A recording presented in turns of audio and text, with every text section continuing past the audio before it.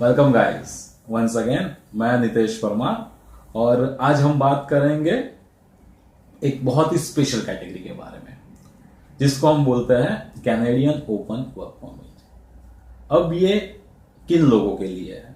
तो ये उन लोगों के लिए है जो ऑलरेडी वर्क परमिट होल्डर है और वो चाहते हैं कि उनके स्पाउस, हस्बैंड या वाइफ जो उनकी होम कंट्री में, वो उनको वहां पे ज्वाइन करे as an dependent. Because of work permit में डिपेंडेंट जैसा कोई वीजा नहीं होता है, तो उनके लिए ये कैटेगरी है ओपन वर्क परमिट कि जिसके अंदर जो भी स्पाउस है जो होम कंट्री में है वो अपने स्पाउस के बेस पे जो ऑलरेडी वर्क परमिट होल्डर है वो यहां से ओपन वर्क परमिट में एप्लीकेशन कर सकता है। शी और ही वो इलिजिबल हो जाएंगे। ओके, इलिजिबिलिटी क्राइटेरिया क्या है? तो फर्स्ट थिंग, जो भी applicant already work permit holder है वो 12 मंथ से ज्यादा का होल्डर होना चाहिए, यानी कि 12 मंथ से ज्यादा वो वर्क कर रहा है कनाडा में। ओके, सेकेंड थिंग, वो ऑक्यूपेशन लेवल OAB में से किसी भी एक ऑक्यूपेशन में वर्क कर रहा है।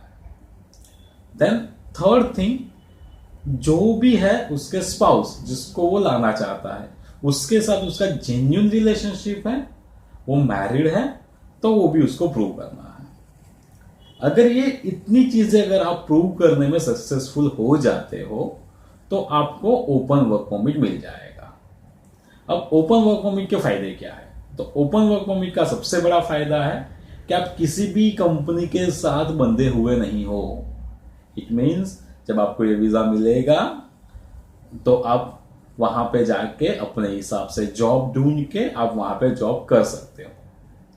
सेकेंड बेनिफिट ये है कि ये जो वीजा मिलेगा उसका ड्यूरेशन उतना ही होगा जितना ऑलरेडी जो वीजा होल्डर है वर्क परमिट, जो भी बंदा, जो भी स्पाउस, उसके इक्विवेलेंट ही मिलेगा। इट मीन्स आप अपने स्पाउस के साथ इनफ टाइम स्पेंड कर सकते हो, जिसका उसका जितना वीजा है उतना ही वीजा आपका भी है।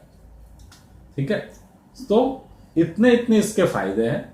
आपको मेन दो ही चीजें प्रूव करनी है, आपका जेन्युइन रिलेशनशिप और सेकंड, जो मेन एप्लीकेंट है जो ऑलरेडी वर्क परमिट होल्डर है उसकी जेन्युइन वर्क परमिट, उसका ऑक्यूपेशन, ठीक है, और उसका टाइम ड्यूरेशन के कितने टाइम से वो बंदा वहां पे वर्क कर रहा है, कौन से डेजिग्नेशन पे कर रहा है, उसका सैलरी क्या है। अगर आप इतना प्रूव करने में सक्सेसफुल हो जाते हो तो it's know very nice category.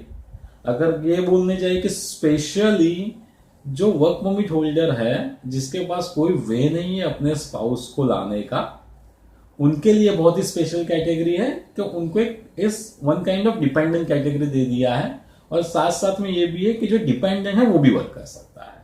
It's called, that's why it's called open work permit.